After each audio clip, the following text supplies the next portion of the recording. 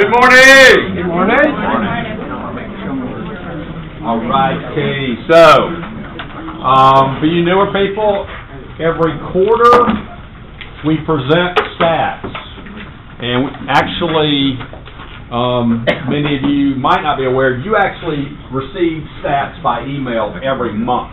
Okay, and you need to know where to go to get those, and you should use those in your presentation. That's why we give them to you. So these stats have been around since 2007.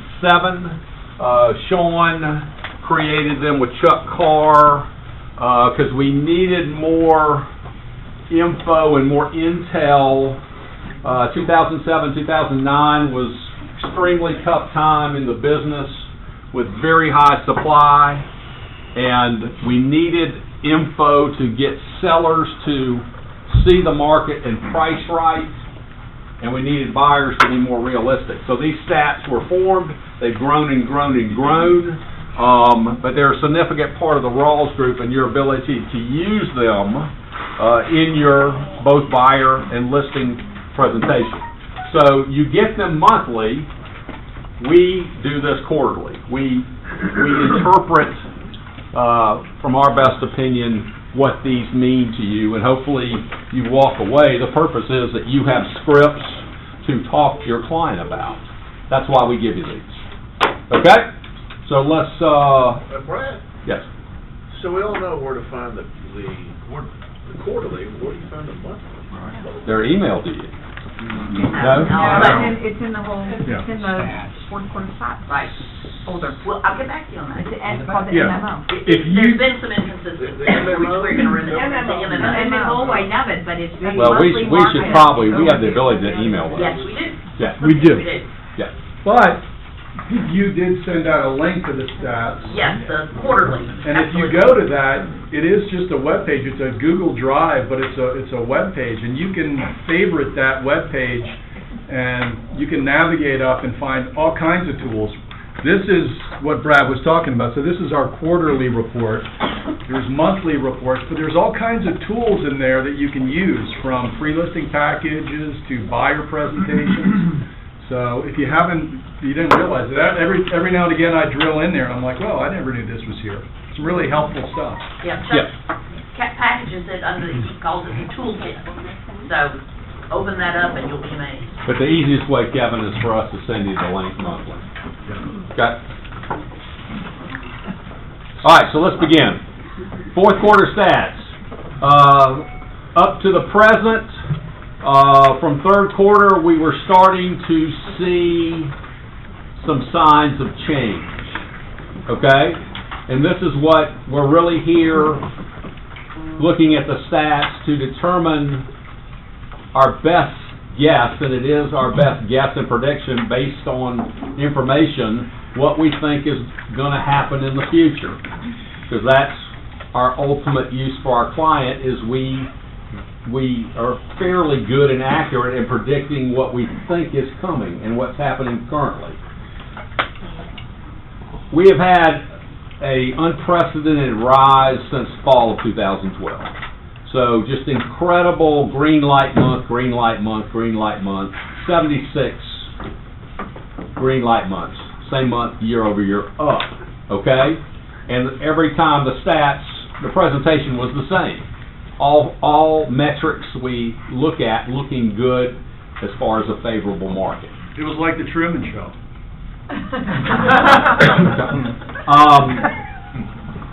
Various times in the last 3 years, from various levels, from international to various groups, we've started to hear the word shift, okay? We just heard, we were in the mountains, ALC heard from Brady, who's a luxury guy in California. He actually said the shift in California started 3 years ago, okay? For us, it's a different feeling. Okay? I mean, we have to look at all news, different national, regional, Atlanta, and actually drill down in Atlanta. So, starting October, I think all of us felt, just say we were in a lake that was smooth, and all of a sudden a boat goes by, just the wave would cause you in the water to go like that, right? So we felt something. Okay? Something seemed to be a little bit different starting, let's say, October, November. And so we become more aware of looking at this and interpreting the future. Again, I don't like the word shift. The company uses it regularly, and unfortunately, shift is associated with major correction. The book Shift came out in 2008, which was major correction. So we associate shift with meaning the market's going to do like this. And I don't think anyone is thinking that. Okay? To me, I wish we would use the word change. Okay? So no one is thinking the market is going to do this. Is it going to do this? Is it going to do that? We don't know, but that's what we're here to interpret.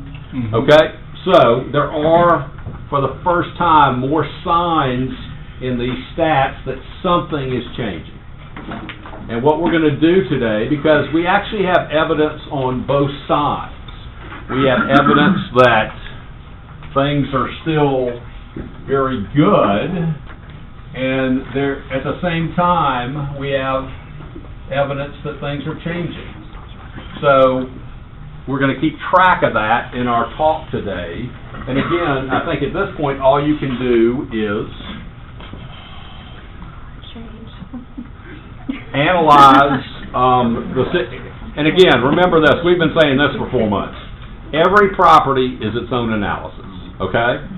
I mean, last week, today, someone's going to walk in and say, I lost out on a multiple offer with 8 offers, and someone's going to say a great property that should have sold in 2 days hasn't been shown in a week, okay? So every property is different, depending on the price range, the condition, the location of the school. Every property is its own analysis. You've got to remember that. It's very important for this year. All right, so let's begin here.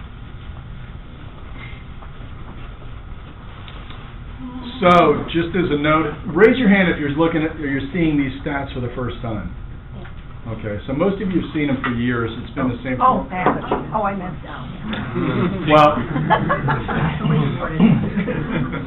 the company that compiles this, by the way, my name's Bill Haas, if you all know. Sorry. I just want to say hello. How's everybody doing on their New Year's resolution? I want to personally say that I'm 3 weeks into my new high-fat, high-carb diet, and I am... Well, that's very smart. Actually, we should set resolutions that we can make. So, I'm going to gain weight and start smoking cigarettes. Anyway, hit my goal. So, if you've been looking at these stats for years, we do have some changes for 2018. Real quickly, although it's kind of hard to tell, but they reduced the number of slides. As we get into it, you're going to see on the bottom, on the footer, there's a notes page. They've taken out some of the abbreviations because they didn't think it was appropriate and useful. And now, there used to be page numbers that were missing, but now they're all the page numbers are there. So, I'll tell you how I use this product. When I go in, and you're going to set it up differently for a buyer or seller, and even within buyers and sellers, it may be a collection of different slides that you'll use to do a presentation. But you'll see a tool that's coming up, but I write down the page numbers I want, and then I print those out, or I print them into a PDF and use them. So this is way too big to obviously use and present the whole thing to a client. You got to pick and choose and pick a handful of slides, otherwise you're going to just put people to sleep. Right, Brad? Correct. So I think every property, depending on what you're seeing there, you're picking 2 to 4 slides that support your presentation. Correct. There we go. Correct. So those are the changes. That's a good thing. It's being updated. We can advance here. Brad promised me a pointer, but he didn't deliver. Well, I didn't get one either, so we'll just point. Yeah, where'd Felicia go? It wouldn't be bad to have a little red. Can you get that? There we go. Perfect. So, always remember this. News is completely different, and you need to determine what it is. Is it national news? Is it Metro news? Is it Buckhead or Dunwoody news? It's very, very different. When somebody comes to you and said, oh, we got this, we just read this, That's national. It's way different than what's local. You have to interpret that for them, okay? All right. Scripts. We should, how are you using this? So in this presentation, if you haven't seen it, they'll give you some scripts that are pertinent to the actual quarter that we're doing. So these stats, by the way, for those that don't know, we're basically in almost all cases comparing the fourth quarter of 2018 to the previous year fourth quarter of 2017. So we're taking out seasonal differences. And it's a lot about, right within here, we'll give you the actual scripts that you can use with your seller. I'm not going to read them verbatim, but a lot of it's pricing. That's a big part of what this whole statistical overview is going to provide you. But remember, and you should always know this, this is the key, condition and price, right? 80% of why a buyer buys. But these are two very good scripts that you might use in your presentation, right? We are here, price dictates sale. We're here to determine that the price buyers are willing to pay. My job is to explain the current market and how it is affecting sellers' pricing strategies. So we can jointly decide, and a good word is jointly, because now you're a team to position your house to meet the goals. Rather than making it guesswork, let's use real stats of what's happened in the market so we can come up with the most likely price. These aren't bad to Share with the client. Memorize. exactly. Good word. Okay, so let's continue. Okay, I show this every time, and again, I'm old world. I've been in the business 30 years. A lot of people now it's amazing to me, they don't even know these areas. But this is kind of our game board. These are the areas in FMLS. And it's just good to know these numbers, especially kind of in this range. So here's Dunwoody 121, Buckhead 21, Morningside 2223, East Cobb is broken three ways, 83, 82, 81. Roswell, Alpharetta, right side, east side is 14, west side is 13. So it's easy to, in my mind, refer to these, and obviously you can break down your search in those, but know these numbers, okay? Continue. You've seen this before, but just will show you. So you're with a company that is dominating in market share. People always ask why it's broker A, B, C, D. Chuck can't do these. What are you doing over there? Is that you? Whoa. What are you doing? Here, I'll do it.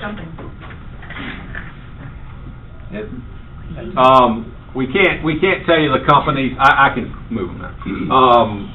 With that, we can't give you these stats if we name the companies, but you know who the companies are. So, The big green one on the decline is my former company, Remax. We know that for a fact. Right. So, again, incredible growth here.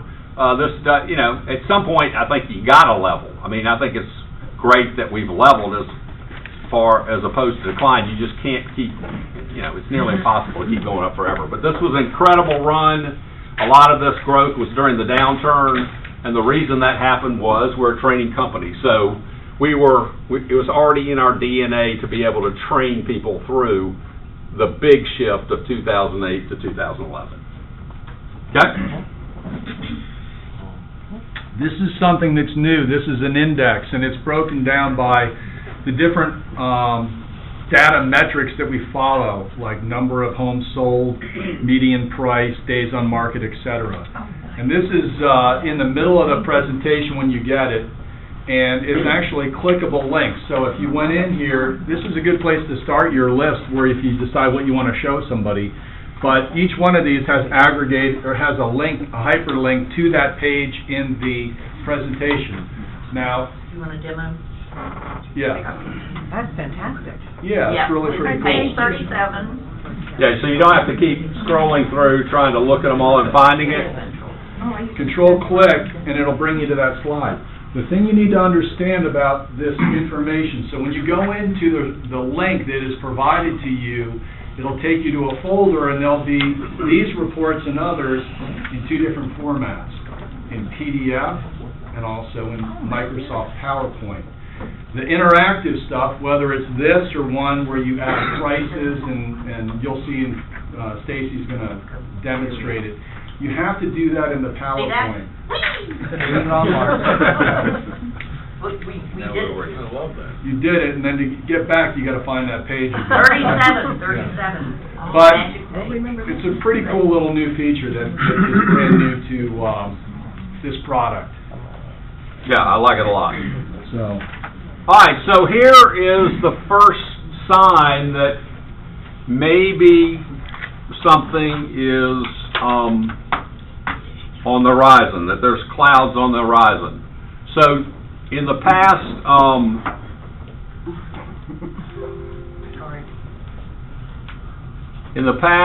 for years. Here, Diane, can I change? Can I be the changer? she's just got to get into the right file. Okay. There it is. Okay, so these have all been green for 5 or 6 years. Everything. Okay? So these are really the factors on the left that we would look at to, and again, I'm going to cross off the word shift, I'm just going to put change. Okay? So, for the first time, we see some changes. Days on the market still is better. It's still reduced, even though some of you would raise an eyebrow and go, well, it didn't feel that way in November, December, okay? But realize that, again, this is across the board, all price ranges, all areas of Atlanta. So, where this number, remember, all price ranges are different. So, under 300, we probably still are decreasing in days on the market, higher price. So this is just a combination of all prices. So it's showing days on market still going down. Okay, but Bill, talk about number 2. The price reduction? Yes. Yeah. So all of these things we're seeing minute changes. It could lead to a bigger picture as this 2019 evolves. But you know, when you have more price reductions, it's an indicator that it's moving more back towards that buyer's market per se. You know, it had peaked out at the seller's market. So that is, you know, they've got a question mark after worse. Is it really bad? It's a correction for sure, but we're seeing more and more price reductions. Just 2% more than the previous year, or a little under 2%. But that's significant in the fact that we really haven't seen that over the last few years. Did I see a hand out there? No. Okay. Yeah, this is interactive. Ask any question you want here. Right. Keep going down. The other thing is kind of like area price reduction. You're seeing it more in a higher end 5 and above. Yeah. Right. And we're not showing you every slide. As those who have seen this before know, a lot of these slides will break down into particular price ranges for all the metrics, and in some cases you can even drill down into the MLS area. So sale price to list price, or the old list price ratio, is not significant. That's been the same. But failed listings, both the number of failed listings and the percentage of failed listings, has gotten worse, meaning that more sellers are challenged in selling their home. They aren't selling in the listing periods. In some of the upper price ranges, it's up in the high 60% range. So you take a listing that's over $1.5 million, there's a 2/3 chance that it's not going to sell during that first listing period. You get down into the lower level, 100 to 200, 200 to 300, that number isn't quite as bad, obviously. Okay, so for the first time, you do have, and I think y'all are feeling this, right? You're agreeing, right? You've had more price reductions, correct? Yes? Yeah. More listings are failing, that's a sign. Pending listings down, sign. Sold listings down. Okay? The bottom line is, though, is if you have a good listing that is in good condition or priced properly, and it's in a moderate price range, we're not talking super luxury, in my opinion, and I think Brad agrees, it's gonna sell quickly. So, just to give a little evidence on the other side, most people were feeling this little wave in the water October, November, early December, correct? Okay, for some reason, all of a sudden, definitely in my household, after Christmas, all of a sudden, people were showing like mad. Right. Right? Right before and right after. Right. And all of this year so far. Okay? So, on the good side, I would say, because I get to look at you as a group, 350 people as a set, the office January contracts are very good. Very good. And at all price ranges, even high price ranges. Okay? So we're just trying to look at the evidence here. So why is that happening possibly? Have some things changed since Christmas? Brad, I think the interest rate you talk about coming down, and people are scared of 5% plus, they want to get in now. So rates have come down, right? Yeah. What else? Something else changed too since then, almost to the day. Well, I think people, if you're listing properties, people are more educated, and so houses are being listed at the right price at this point in time versus the summer and fall months where people would overprice them or price them higher based on what they were in the early spring. Right. I would just add to that. I think you're absolutely right, but it's not as much as more educated as they're being more realistic. They're hearing the feedback from the news and the media that, hey, you know, it isn't, you know, you can price your house at any price and it's going to sell. There's enough indicators out there that are getting pushed out through the media saying that there is changes in the marketplace and people are getting more are a tad more realistic. I found that with sellers we're dealing with. They're repeating some of the things that they're hearing that put them more in a realistic mindset attitude. But something else has changed. In the last 2 weeks, stock market has improved, correct? And that's a bigger factor than you think. I mean, if you're in charge of the purse strings, there is just a feeling of confidence. And when the market's way down, you become a little bit more, I'm cutting out bigger purchases. Okay? And when your accounts look good, much more easy to flow and make a purchase. So, again, rates have come down enough to be significant and mark it back up. We'll watch closely. That could change today. You know, you never know. Now you got me locked out here.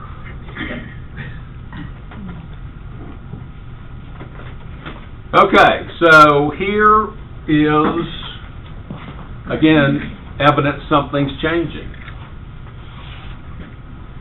Number of solds decreased in the fourth quarter. And I think all of us felt that probably, right?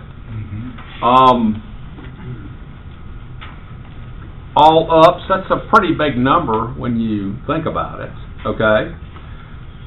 Can't say it's a trend yet. If we went back further here, actually, even in 17 and 16, which were phenomenal years, there was 2 quarters of negative price change. Okay? So it's not like since 12 we've been all up. But it's a pretty big number. So we're definitely watching. Okay? And that'll probably shrink a little bit from May because some of the sales that aren't posted yet are lagging will get processed. So next time we do that, that number could be 6%. Wow. Okay, and it was a big number. We'll see it later, but I want to say fourth quarter 2017 there were like 4,200 sales in these areas we're looking at, and it dropped to 31, right? No, that can't be right because that's too big a number. It might have been to 33. We'll see that when we come up. But that's something that catches your eye. All right, go ahead, Diane. Does that also include new construction? Only if it's listed in FMLS, and there's plenty of new construction that never gets listed. Well, that's what I'm asking. That's why does it include Right, it would not the be new in there. construction? No, it's not So it could included. be a wash. you know. But that slide can help you get a seller that says, well, I can wait 8 months, you know, I'm not in a hurry. You can say, houses are not selling, you need to be in the group that, you know. I was thinking from the other end, from a buyer's perspective as well. Oh, okay. So this slide is not coming from the quarterly reports. We're pulling this from the area comparison, which is a separate file in what Office sends out. But this piggybacks off the last slide on the unit change in sold. And it breaks it down by FMLS area, and this is 0 if you're sitting in the back. So these limited areas had positive unit numbers of sale increases in the fourth quarter over the same quarter in 2017. So you can go in here and look, and What's the one that you want? Yes, For those of us who can't see that. 61 Peachtree Corners is this long bar here. We're not quite certain why this is. Yeah, what's happening in Peachtree Corners? Happening place. Right. It is. Well, if you start looking at some of these that have, Vinings can be very skewed because it's a tiny, tiny area and a tiny, tiny set. Actually, Dunwoody's up, okay? It's one of the few up. But you can see all the percentages down in number sold. So, why would you think Dunwoody and Peachtree Corners possibly would have more sales in a time where they're going down? What would be a logical reason? We're the epicenter of Atlanta. Agreed. Well, I agree with that. I think there's one other reason. Okay?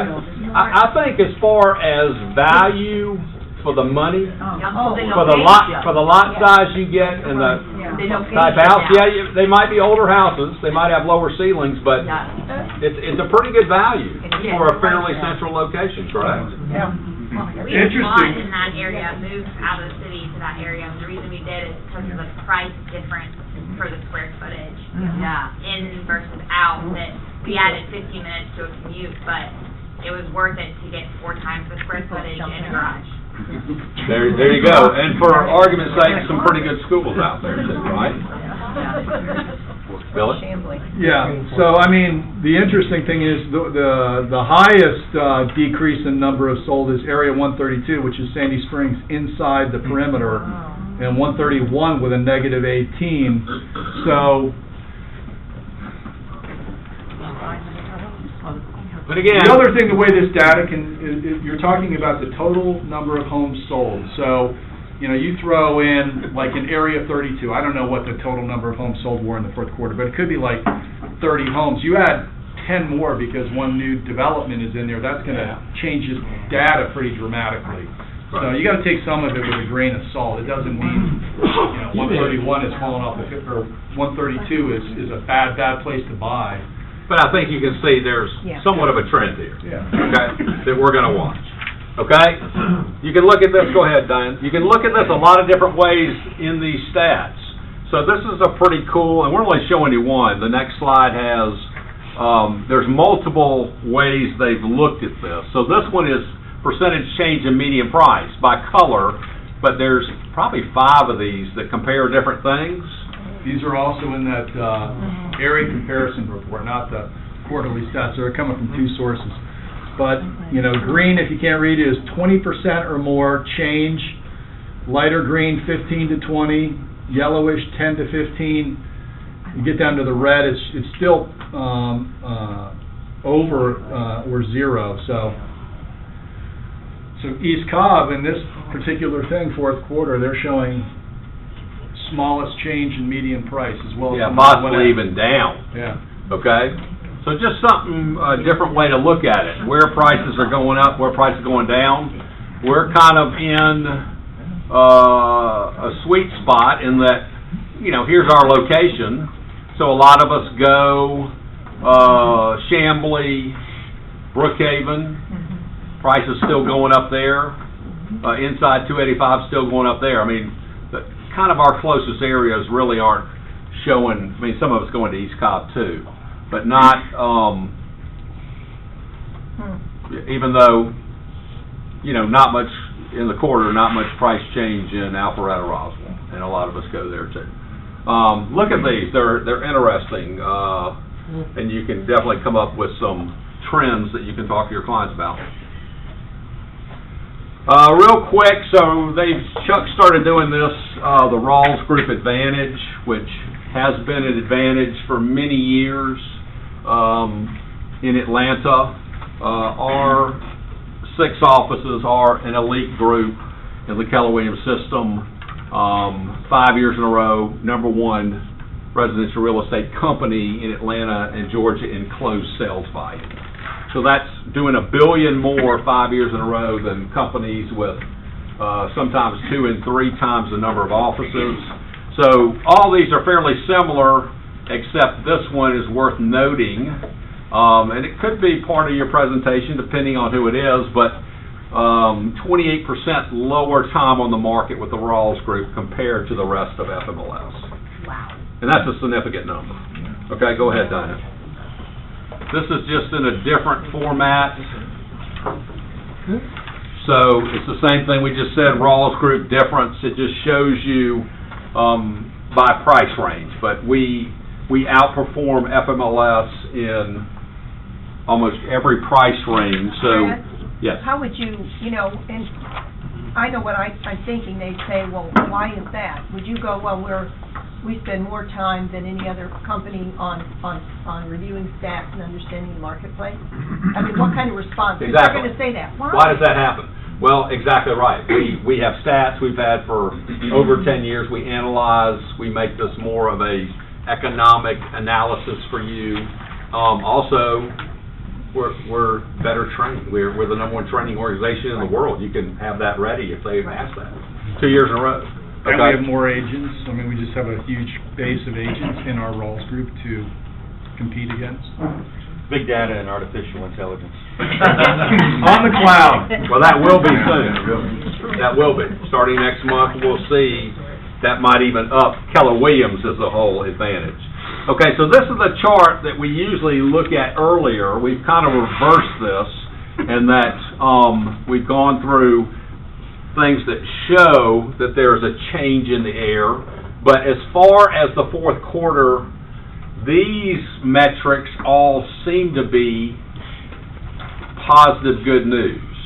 For the most part, trending with the last 2 years, I mean, it's down 0.14%. That to me is not worth talking about. Median price, again, we have all sorts of different price ranges, but again, up for the fourth quarter, up for the year. Sales price to original list price, again, very small percentage, but equal to up, which is a positive. Days on the market is down. Again, we've already discussed that. It could be different for different areas. So, again, I'll write all these up here, but we have really the 4, I'm just going to put the 4 metrics that we usually look at are all positive on this side. Okay, continue, Diane. Okay, does anybody know what we've historically called this chart? American Idol chart. American Idol chart. That's it really refers back here to the early times, and we used to have it go back even further in time, and the spread was larger. But I like using this chart here, and I'll explain it. The reason I like using it is, part of your job when you're meeting with a seller or a buyer is to be able to communicate and demonstrate that you have a grasp of what is going on, that you have market knowledge.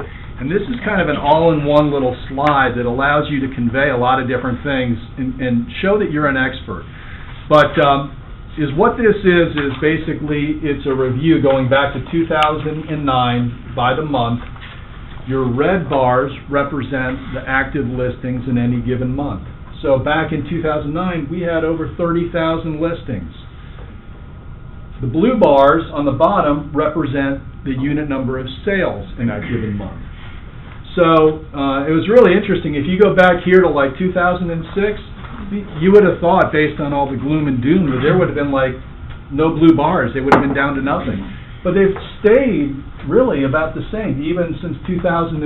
It's increased moderately, but the amount of sales has remained pretty consistent, the unit sales. Is what's increased is what? What has increased that is not taken into account in this chart? the pricing, the median price. More sales are occurring at higher price points. But you can see the spread between solds and actives is a lot bigger than a few years ago. And then this black line represents your months of supply of listings, and that's kind of a artificial way of looking at months of supply. Is if no new properties came on the market based on the last year, how long would it take the market to exhaust and sell everything that's currently on the market? And the green line represents a balanced market of about 6 months. So you can see here, this is where we transitioned, where it crossed the black line crossed the green, into a seller's market and you can tell a seller that in 2011, and it's kind of wobbled around, but it's stayed in that seller's market. Now you're going to see differences in different price points. This takes account all price points in all areas, but it's just a good global explanation that you can talk to a seller or a buyer about what's going on in the marketplace. Any questions? All right, Diane. Let's take a quick break. Barbara, why don't you come up and do your drawing? One of the best breakfasts we've had in a long time. Eggs and bacon. I love it. So Barbara with Home Probe. Melanie, you know from Home Probe. They do great service for us. So that's actually a good segue, because the Rawls Group did 591 inspections with Home Probe last year, which created my job. So Melanie was doing it all by herself, and there was enough for me to join. So that is very good news. Thank you to all of you. Yes, exactly. And really quickly, before we do the drawing, how many of you are signed up for Bold? we got 22 in there. So if you are signing up or considering signing up, see me afterwards and give me your card, because Home Probe is willing to give a scholarship. We'll give $400 to you if you win, and then $400 to a friend or coworker that you get to go with you. So you can find me after that. And let me do the drawing real quick, since I think there's a lot going on. Would you like to be the... Jake, he's our official... Okay. Front row guy gets to pick, and this is for a bottle of wine. Let's take the spells. Got 2 more cards right here. Oh, wait, hold on, sorry. I'll throw a couple in there. Oh, okay. Send it up, you got come one from the back here, hold on. I got them all. I tried to get them all at the beginning. Last call. Yeah, really. Okay. All All right, let me move Shake it all 'em. around. All right, there you Okay. go, the man of the hour.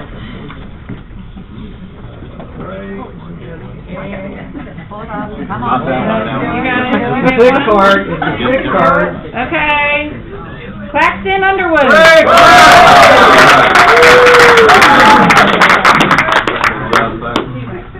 right, well, thank you again for using Home Probe. Thank you. Let me grab that. Yeah, he'll finish that by noon, probably. Yeah. All right, let's go back. So, we show you this slide just for one reason. So, realize all listings aren't equal. So, if you come in my office jumping up and down because you're about to get a 1.5 million listing, that's exciting, right? Because commission 3.5% on 1.5 million. If you get 30%, it's how much? 45,000. That's a big number. But realize, be careful what you wish for. 1 out of every 15 sells in that price range. Okay? Compared to 1 out of 3 here. Okay? So, we need to be very careful when we start getting here, right? Because there is a cost and a toll, a big cost and a toll to taking a listing that doesn't sell. Especially the higher end listings, more demanding sellers in some cases. They're demanding. These are people that have gotten ahead in life, and they've gotten ahead because they're demanding. Okay? Right? So there, you could get calls, texts multiple times a day, right? Oh, yeah. So every day that this doesn't sell, time spent, money spent, emotional toll on you. So just, again, great, but just, we need to have these priced right, and we need to have them staged right, okay? That's why we're showing it to you. All right, continue. All right, page 18 here in this report is a comparison between our current market of 2018 to back in January of 2009. And we chose to share this with you guys just to really to look at how different it was back then. And you just look at some of the specific numbers. Active listings, 30,000 versus 12,000. Month supply, 16 months versus almost 3.2. Distress sales were almost half the market. Now it's under 2%. Median price has gone up. Days on market, 145 in 2009 on average to 43. We know that if you price your house right in all price ranges, it's almost always going to be under 15 days still. But back then on the average it was 145, and now it's 43. Your reduction in price reductions are way down compared to failed listings are significantly down. So, just a good comparison for people that didn't live during this time, okay? Drastically different. I'm not saying live, but actually,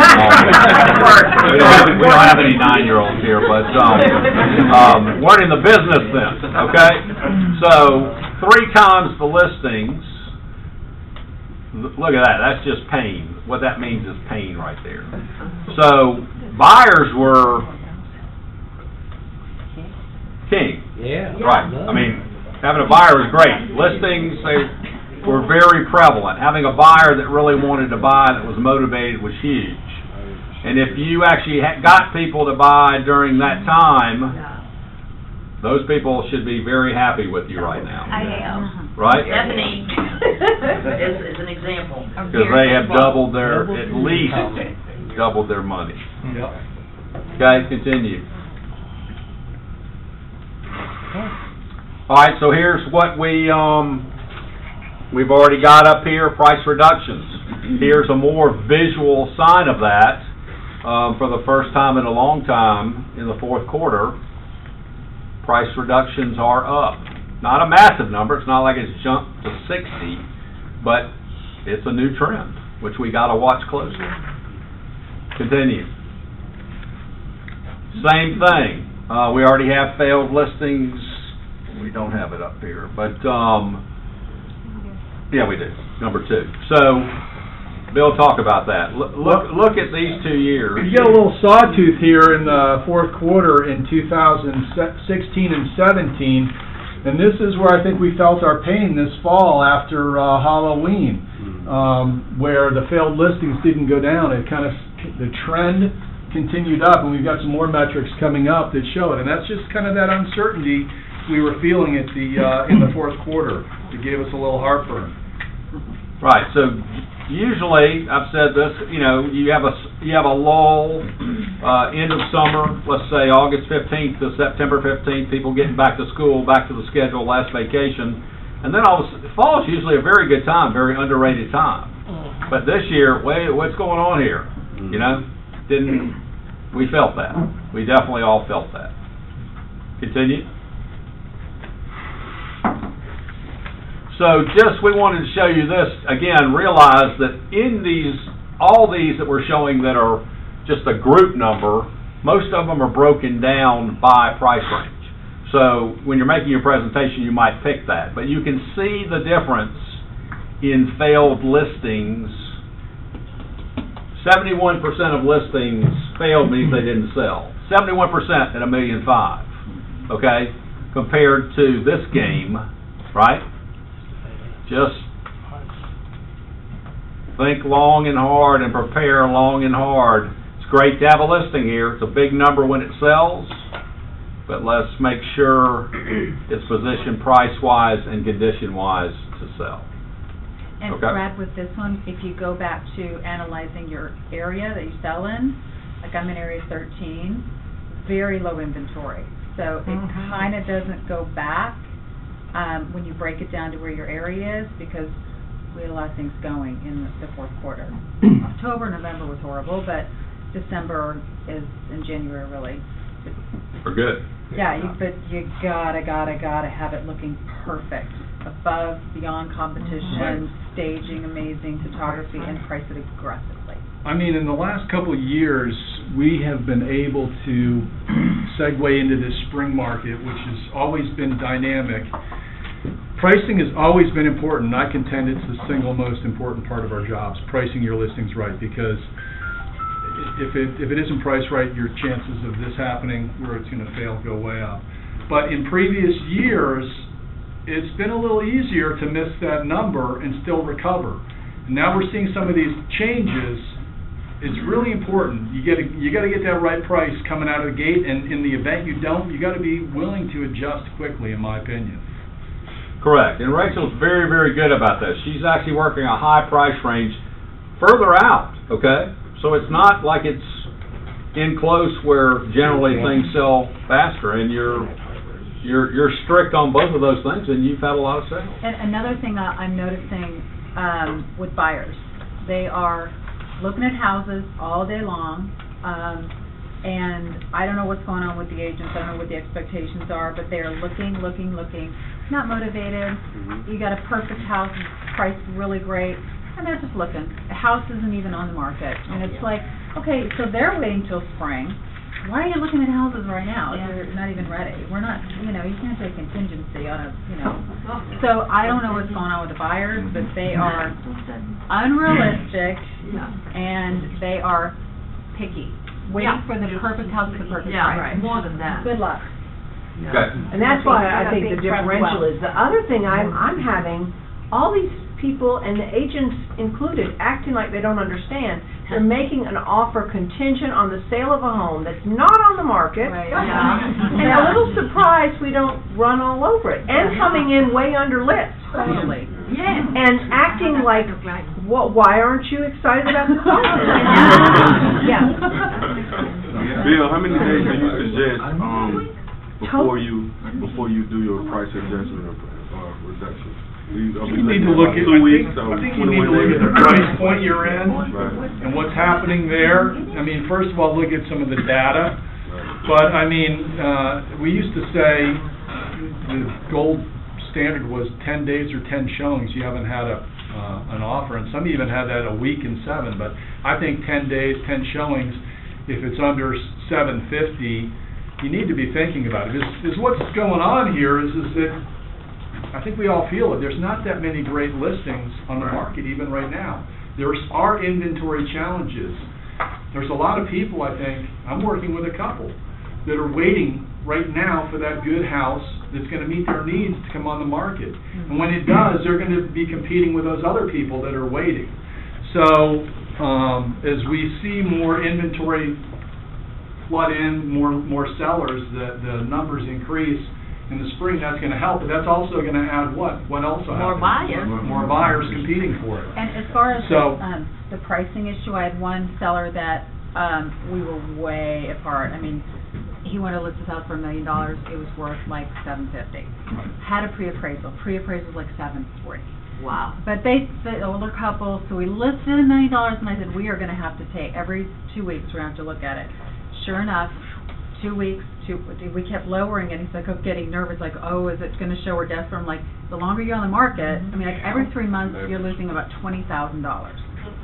So we got, I mean, literally, we got to $800,000, went under contract in 3 days. I had a $250,000 overpriced home. We got under contract in 3 months. Right. So it's.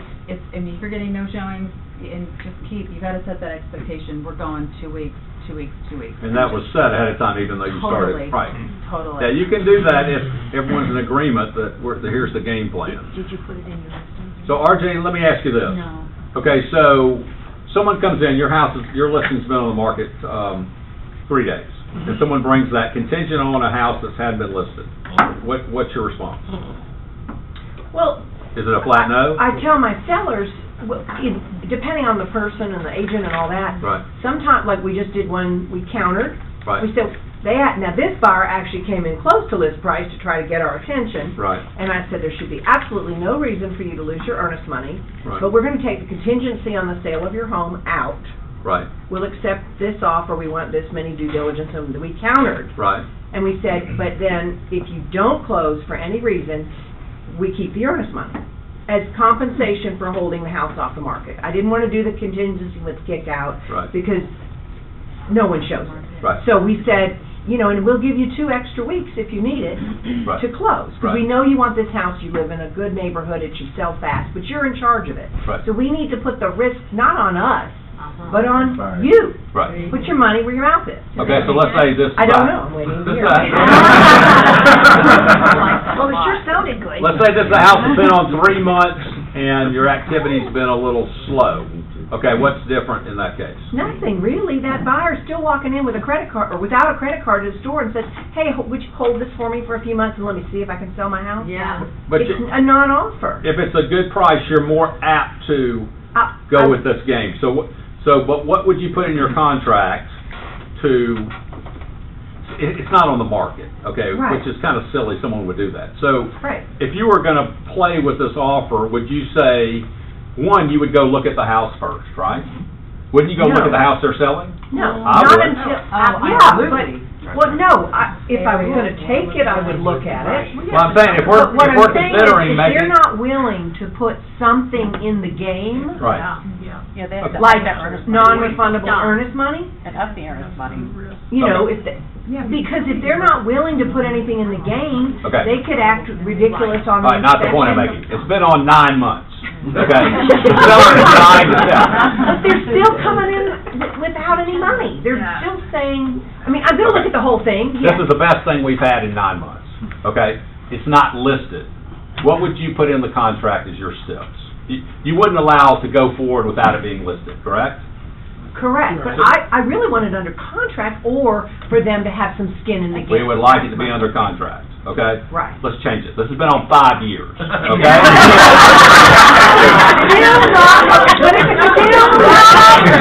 Let me just make my point. So, if you're considering a contingency. Correct. Hang on.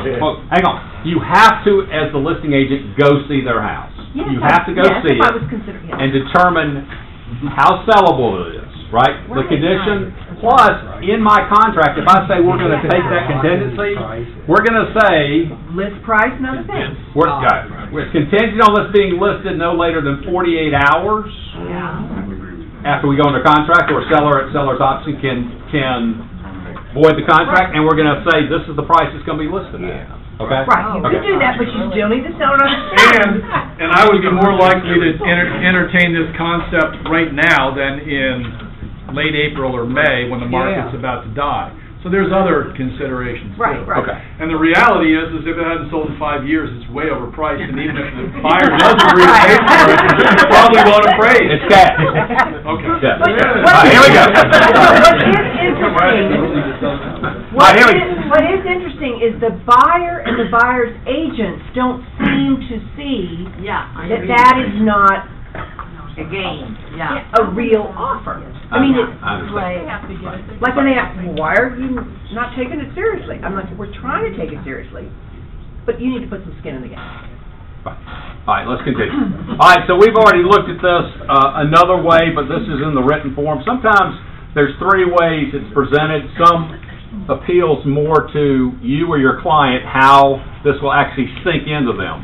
There's graphs of this, but all these are already up here, in that these are the ones that we have seen change in, that we're watching. Okay? And what's the most common question you get when you're talking to a non-real estate agent person? Okay, if you go through and memorize some of these ditties here, you can talk about it at the kids' ball game, cocktail party, or whatever, and understand what's going behind that. Because this isn't information that these people out there, your average consumer, might realize is even occurring, and it makes you look smart. Yeah, that's what we're trying to do, smart. So I think a lot of people really fall down on that question. For some reason, I don't know where this came from, but years ago, it was taught that the answer to that question is Fantastic. Why do you ask? Not really. You know? Yeah, I mean, one we could say, why do you ask, or I'm glad you asked, but here's our opportunity to appear smart, okay? So I think you can say, hey, last year was fantastic for me, okay? But for the first time ever, we're seeing some changes that haven't occurred for 6 years. Okay, now all of a sudden it's like, wow, who are you? I mean, you know, this is interesting stuff. And that you could actually name these. I mean, we don't think the market is changed yet, but for the first time ever, we're seeing these starting to happen where, holy smokes, this Toshma girl, she's talking price reductions and can name percentages. This is the person I need to help me, okay? So, I don't think going amazing or fantastic is wow. I guess you think that's wowing people, but I don't think it is. I think you can say, and I think it's back to bold and kind of downswings and upswings. I think, again, if it's an upswing going, fantastic! I don't believe that. Okay, I don't believe it. Okay? Unbelievable. If it was calm and just went, you know, last year was really a great year for me, but we're starting to see some real changes, you know, some things we're watching. They're listening now. Okay? All right, continue. Okay. That's it? No, Stacy. Yes. Okay.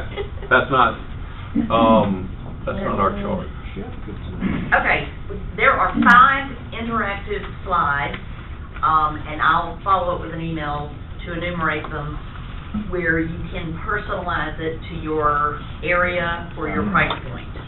Yay. So you have to do it in the publisher version, not the PDF version.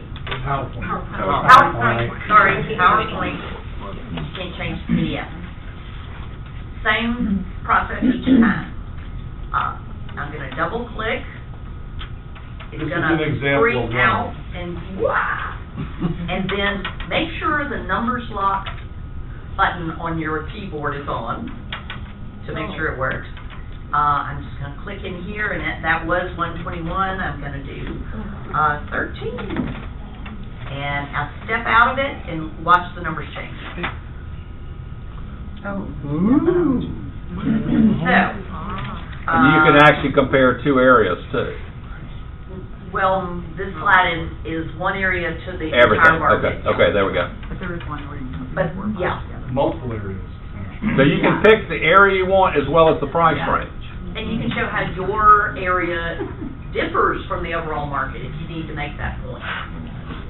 Yeah, so you could, again, we're trying to just present evidence to get people to price correctly and make offers correctly. So, again, you could, show the difference in numbers. Yes, you're thinking, you know, that's true in the 200 range, but your house is $1 million. Look at the difference. There's 5 different, I mean, Bill, you use these? You use these in your presentation? We use the getting it right the first time, where you can, if somebody says, hey, I feel like our house is worth $530, and we're like, we're thinking $500 best. And if you use that particular... If you want to talk through, Bill, I got it. No, let's not go through this. No, okay. But this is the one I'll use sometimes, and you got to input some of your monthly carrying costs, but it reverts back to the statistical information, and it basically demonstrates to a seller that they can actually net more money by pricing it appropriately at a lower price. Correct. Okay, so again, you got to play with these for a little bit to get it right. If you're about to go on a listing appointment, probably not going to get it. So realize this can really paint a picture when you're comparing different areas or this area against the whole. Okay? You can do it in PowerPoint and print it out. Can you go back to where we were, Stacey? Yes, I can. There we go.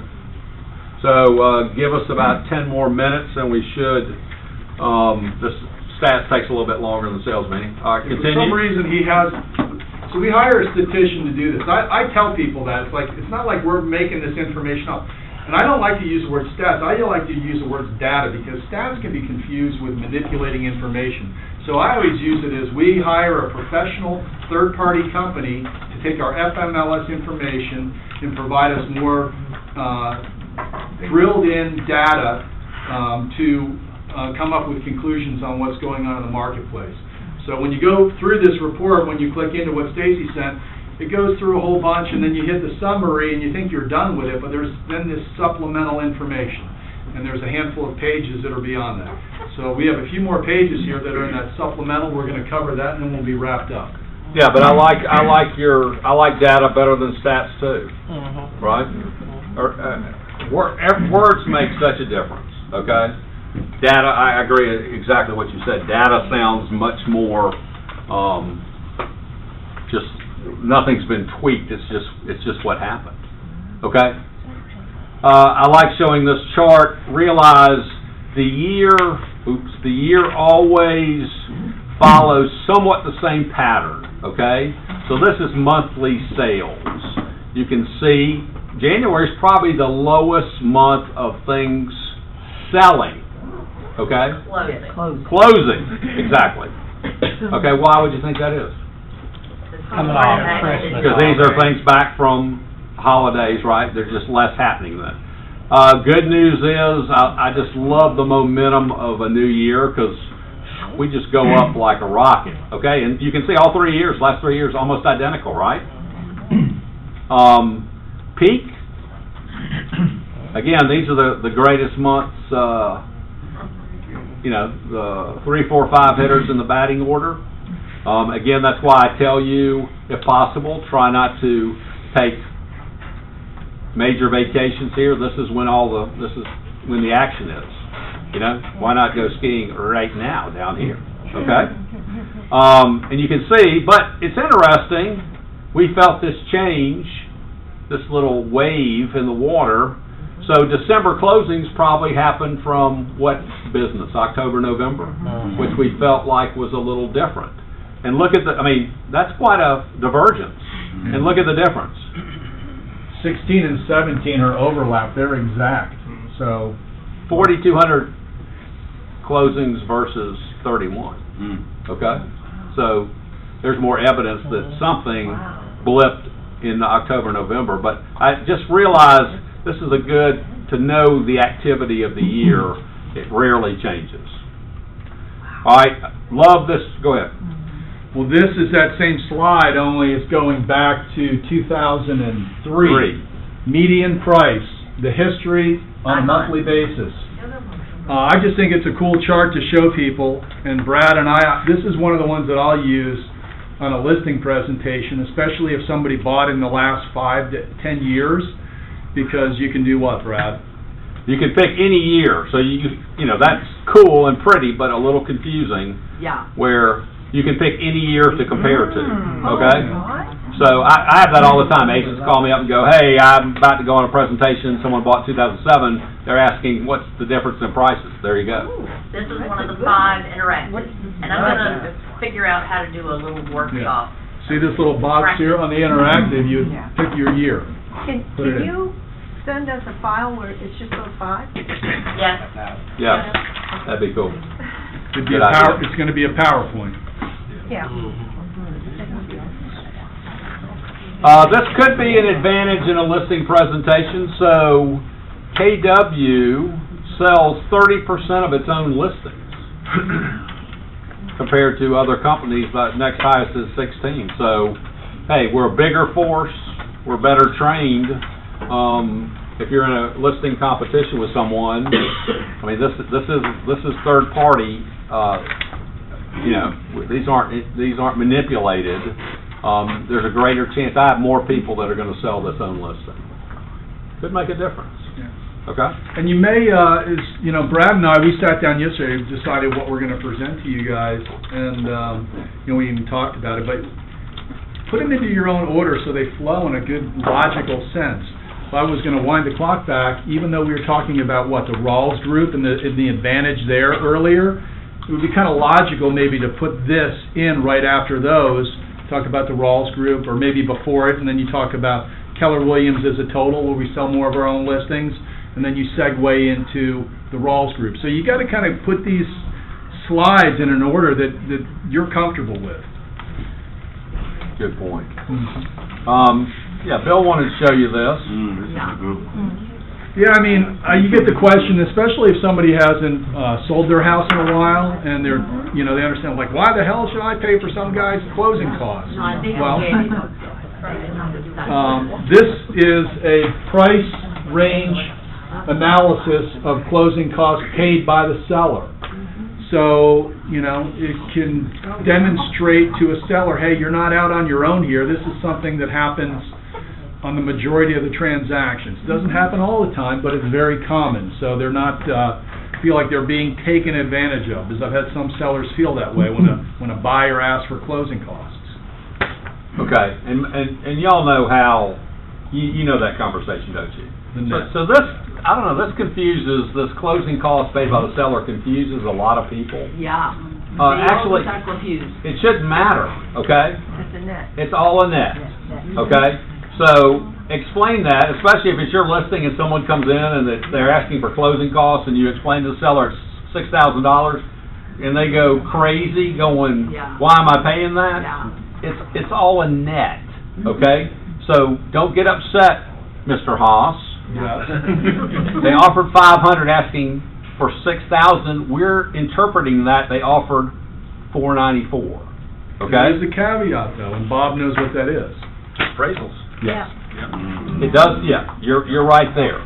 But, I'm just saying, generally, the seller's like, this buyer's just trying to abuse me. That's usually not the case. A lot of times, most buyers are more qualification good than funds good. Credit rating $1 Perfectly said. So, a lot of times it's just the best way they can do to do the deal. Right. So again, we're just countering at the net to you. If Jake, you told me ahead of time you're willing to accept 500 net, you're willing to accept 510 with the seller paying 10,000 closing. Same thing to you, okay? The only point is, and you're all right, now it has upped the appraisal by 10,000, okay? That we have to, and there are people that would say, hey, put a stip that if it comes in between 500 and 510, because we've done this, that the buyer's going to accept it, right?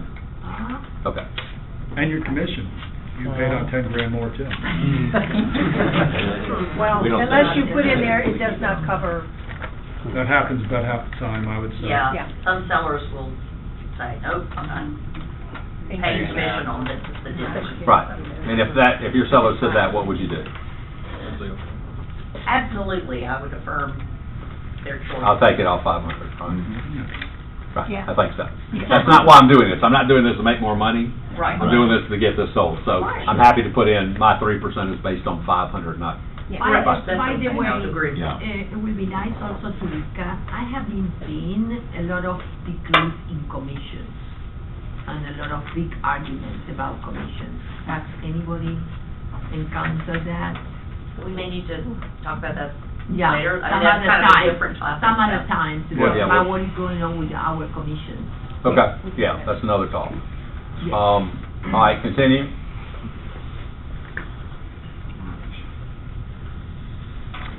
Just another visual of, it affects people different ways. Sometimes it doesn't make any sense, and then I get it.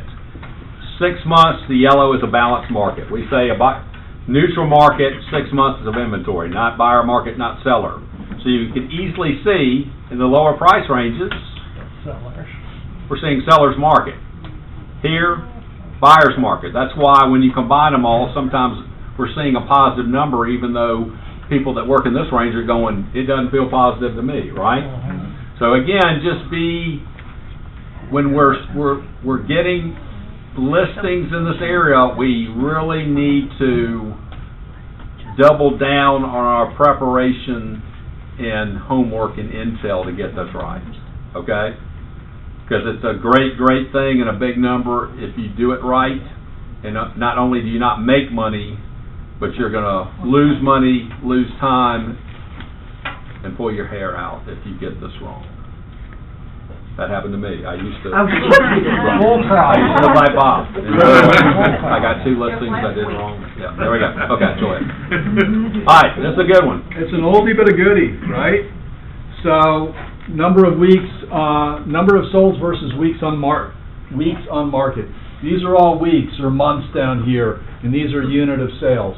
And, you know, this is to talk to this is more of a seller slide, to talk to a seller about getting the price right, where you're going to have a greater chance of getting an offer if it's priced right early on. These people down here that take multiple months and weeks, you know, sometimes it doesn't even happen. Fewer transactions. And is what this slide doesn't say is they end up discounting it more. The list price to sale price ratio differential is huge. So it's just another validation that the majority of the sales happen early on. You got to get it priced right. And the longer you wait, the lower the chance you're going to get to sell it. And we've had something that looks like this in our training since I was been in the business. And this, although it has a different format, just validates that, and it's always been that way. So Bill, I have a seller, and they said, well, could we try it, 50,000 higher for 2 weeks? And then my script and I might lose that magic 2 weeks. If you write these two words down, possibility and probability. And this is my favorite script on selling and pricing. And it's really, I tell people it's up to you. We can, as a business, I have to work in the probable world, not the possibility. So you can go for a stretch. We can go for the possibility to a certain degree. I'm willing to cooperate with you here. Other than that, you know, you probably need to find another agent and call me if it doesn't work out. I'll be the second act. But the possibility of it, if we really study the market and we think it's going to sell for 500, but you've got this seller that really thinks it's 550, and he said, I just want to give it a try. My conversation is, that's a possibility number, not a probability number. And if you choose to go that route and pursue possibility, and it doesn't work out for you, just be prepared that you're going to be selling your house lower than you could have at market value in the probable world.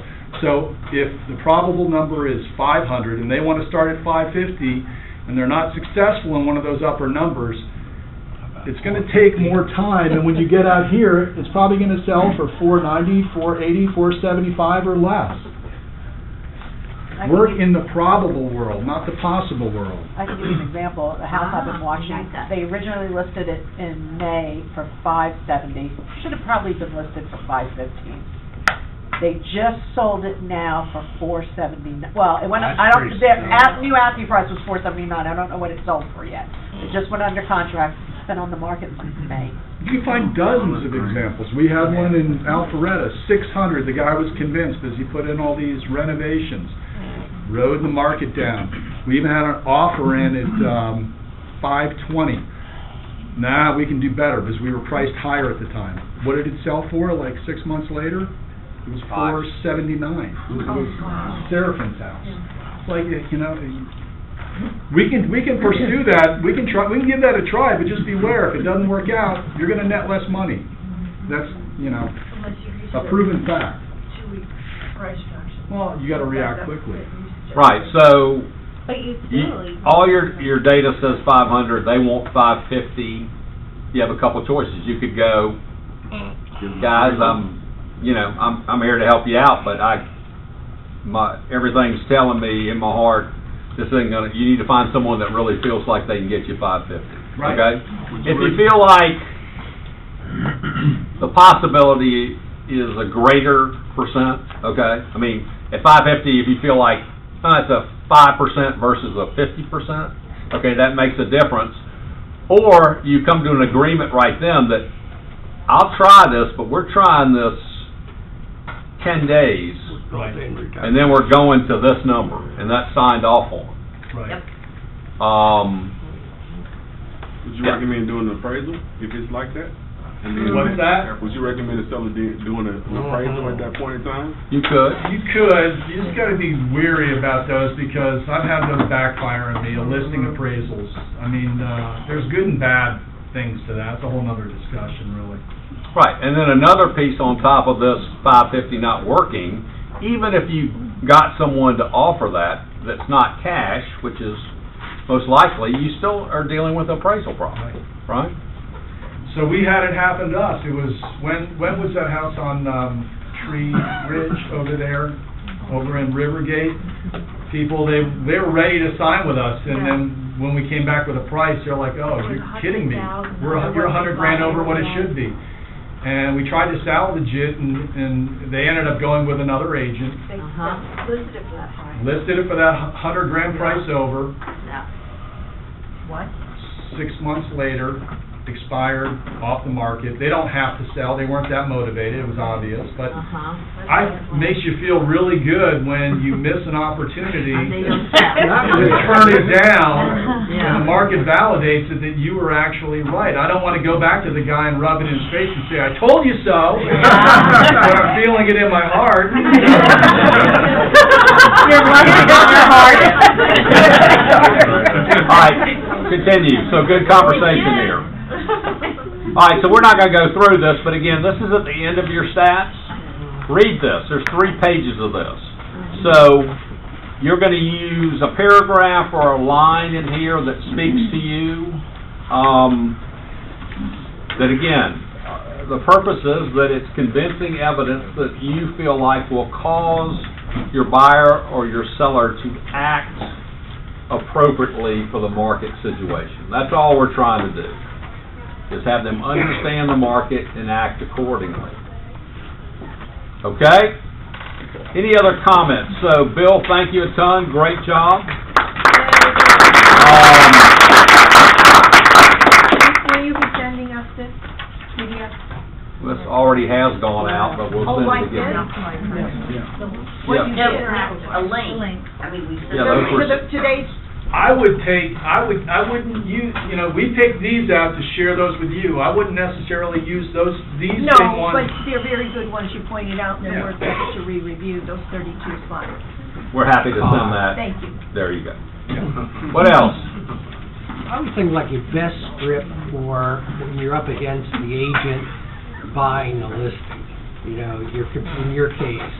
Yeah, you could after the fact, but really, even though you can provide them, this is what the facts are. Right. And this is what the probabilities are. Their mind doesn't hear that, and they really want to hear on, oh, good, you're going to A and B's going to get me $50,000 or $25,000 more than what you're suggesting here.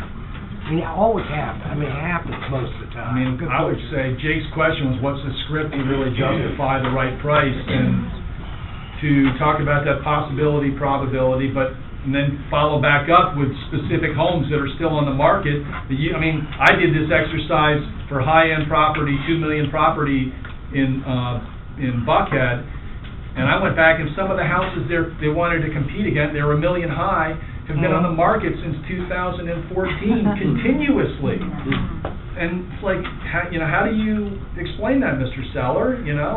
Or go back and say, hey, have Mr. B agent provide you the proof of listings. Of course, he might get some, but you can always likelihood not. Okay, so unrealistic. To tag on this, yes, it's delicate conversations, but I think the point that we need to realize is that most people forget every call, every referral is not going to be a buyer or seller. I think what most people fail at is now you have an at-bat, but we need to qualify people, okay?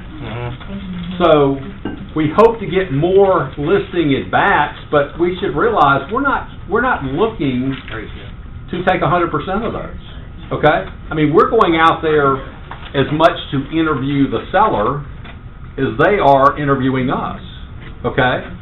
So the minute that you're thinking this price and it's unrealistic and you won't budge, okay? Or it could be that, holy smokes, you are the meanest, most difficult person I've ever met in my life. I don't want you in my life, okay?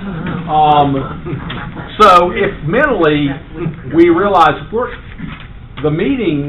appointment is to interview them more than they're interviewing us, because we've given our permission that we're not going to take all of these. Okay? Same thing with a buyer. Okay? Toshma does a great job. You meet with them how long? An hour? Right. You're asking a lot of questions, but we're trying to find people that are motivated, qualified, and loyal. Okay? And realistic. So the minute they're, hey, I want a I want a 5.4 in Dunwoody for $350. Why are we gonna subject ourselves to going, hey, can we go out and look this weekend? There's still nothing, right? I wanna go looking for foreclosures. Right. Yeah, same thing. Right. I mean, the minute someone calls up and said, I want a foreclosure, okay, well, there's 1% of the properties are foreclosures. And if there is one, And they're all under how many offers are gonna be? Right, right. So, if that's the case, when people say they want a foreclosure, what do they really want? A deal. Okay, so I would just say, explain, there's only 1% now compared to 40, but what you're saying is you're looking for a deal, right? There you go, so you can work with that. But yes, the key to this is we are trying to get more appointments for buyers and sellers, but we're giving ourselves permission to go, no. This is, the probability of this is so slim. Why are we doing that? I agree with you 100%. Right. Right? Stacy? So, not this Monday, yes, next Monday, our Ignite class happens to be on listing presentations, and Terry Cummings is teaching it, and she's going to be using some scripts, so if anybody just wants to sit in, you're welcome. Just wanted to invite, it's 10 to 1, you don't have to sit the whole time. But if you want a refresher on listing presentations, including scripts, you're welcome. And This Monday. It's coming Monday, which Right. is the The 28th. 28th. thank you. At what time? 10 to 1. Thank you. And we're wrapping up, right? Yeah. Yes. So we have, He's open. if you want help with these lines, I'm willing to meet with you or have a little, I don't know, an after class or whatever, but I need feedback on what would be most helpful in like small group settings. Okay, also, this Friday at 11 o'clock, second meeting of the Investment Club. We're going to do this every month. So, right here. So all of us, hopefully, it's a bigger picture. We want a bigger business that does more, makes more money than we need monthly to live, and we have money to invest in things that will create passive income that at some point we can stop working because we have replaced our income with passive income. So these are, it's me, it's Chin, and it's Dave Evans, and it was really good last time. 11 to 12:30, this room. Correct. And that's next Friday? This Friday. This This coming Friday. Okay, The 25th. 25th. Okay, Lexington Caravans, what do you got?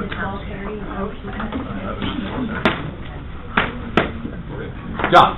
I just want to, this is an open house opportunity.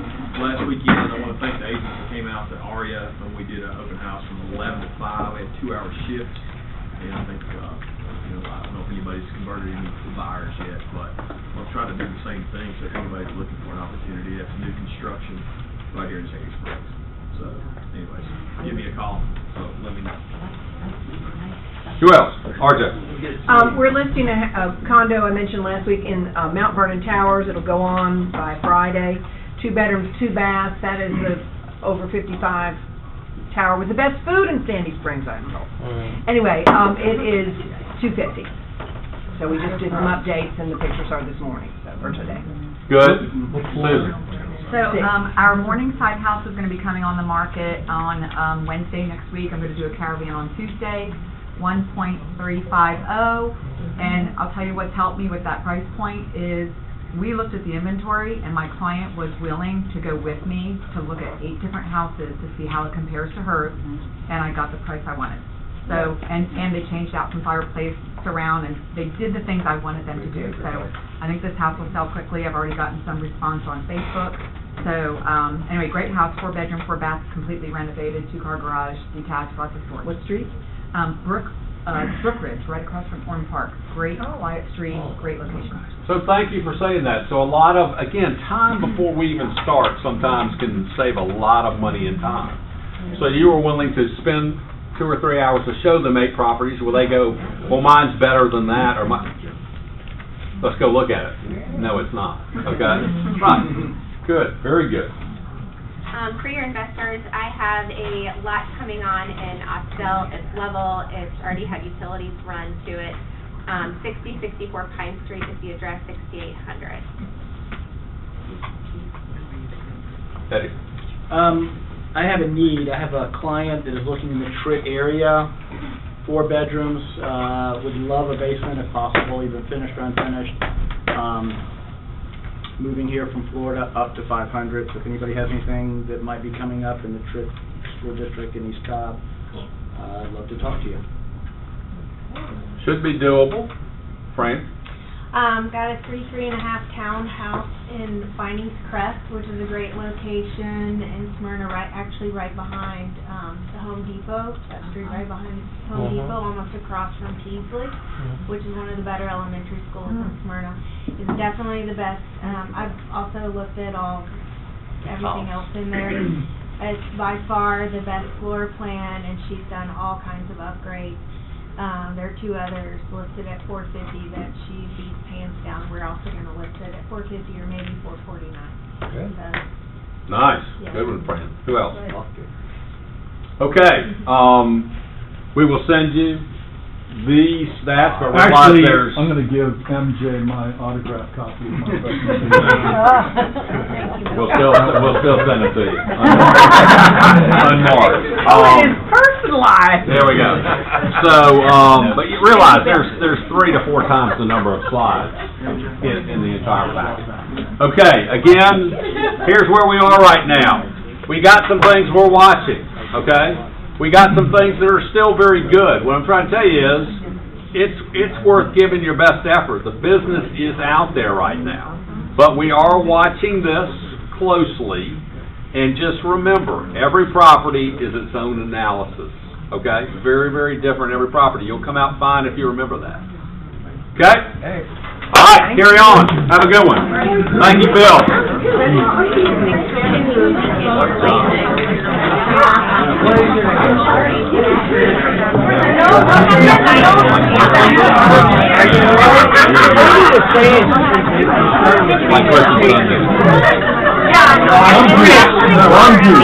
Yeah, there you go.